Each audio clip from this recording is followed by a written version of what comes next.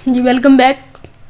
अब फिर हम लोग पढ़ने जा रहे हैं basic organisation of a body. हमारी बॉडी की कौन कौन सी बेसिक्स चीज़ें हैं जो आपको पता होनी चाहिए। ठीक है, हमारी बॉडी तो एक सेल से बनी है, ये आपको ऑलरेडी पता है आपको कि एक सेल इतने ज़्यादा complex structure of a unit cell है। अब वो सेल्स बहुत सी चीज़ें बनाती हैं, हर एक चीज़ डिफरेंट।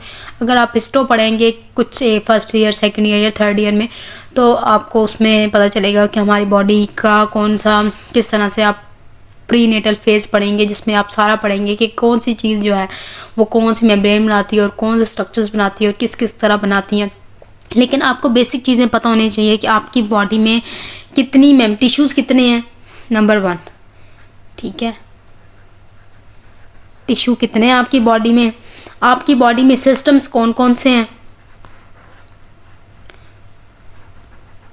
ठीक है, और आपकी बॉडी में सिस्टम के अलावा आपकी बॉडी में मेम्ब्रेन्स कौन कौन सी हैं।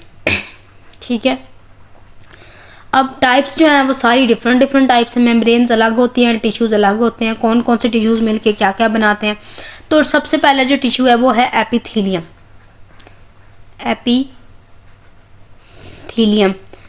दूसरा टिश्यू है हमारे पास कनेक्टिव टिश्यू। ठीक है, कनेक्टिव टिश्यू। उसके बाद अगला टिश्यू है हमारे पास मसल टिश्यू, जो हमारे पास मसल्स बनाता है। कनेक्टिव टिश्यूज़ हमारी बोन्स वो बनाता है। उसके बाद आता है नर्वस टिश्यूज़। अब हर टिश्यू एक अलग अलग सिस्टम बनाता है। अब मेम्ब्रेन्स एक दफ़ा देख लेते हैं, क्योंकि जो सिस्टम्स हैं वो बहुत ज़्यादा हैं। तो मेम्ब्रेन्स हमारे पास एपिथेलियल मेम्ब्रेन आती है। उसके बाद मेम्ब्रेन आती है फिब्रस मेम्ब्रेन आती है। Membrane mean outside of the, किसी भी ऑर्गन के आउटसाइड पे कौन सी मेम्ब्रेन है। और साइनोवियल मेम्ब्रेन आती है। साइनोवियल मेम्ब्रेन ज़्यादातर जो है हमारे पास बोन्स के दरमियान होती है। ठीक है, साइनोवियल। उसके बाद सिस्टम हमारे बहुत सारे हैं, जिसमें मैं सारे नाम बताऊंगी अलग अलग। इंटेग, जिसको हम लोग शॉर्ट में कहते हैं इंटेग, लेकिन इंटेग्यूमेंट्री है।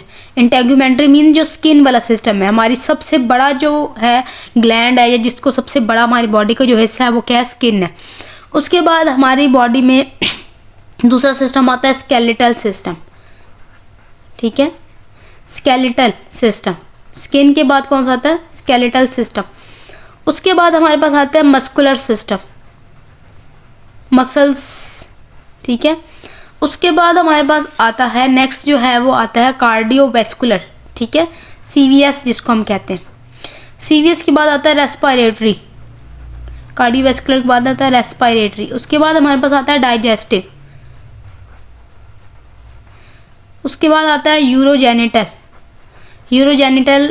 जितने भी हमारे ऑर्गन्स हैं, मेल और फीमेल के जेनिटल ऑर्गन्स, उनको यूरोजेनिटल ऑर्गन्स कहते हैं। उसके बाद नर्वस सिस्टम आता है, एंडोक्राइन नर्वस सिस्टम। ठीक है, एंडोक्राइन सिस्टम। उसके बाद स्पेशल सेंसेस के जो ऑर्गन है हमारे पास, स्पेशल सेंसेस हमारी 5 हैं।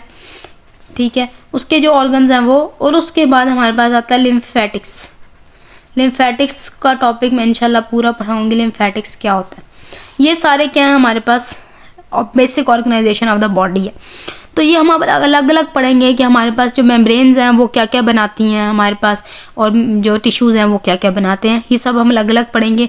और अभी के लिए ये जो basic organisation of the body है, ये बात आप लोगों को पता होनी चाहिए। ये जो है फिंगर टिप्स पता होनी चाहिए कि ये हमारे पास मेम्ब्रेन्स 3 होती हैं बॉडी में, और टिश्यूज़ जो हैं वो 4 होते हैं, और बाकी सारे ये सिस्टम्स होते हैं। और बेसिक ऑर्गेनाइजेशन में हमारे पास, ठीक है, सारे जितने भी इसमें विज़रा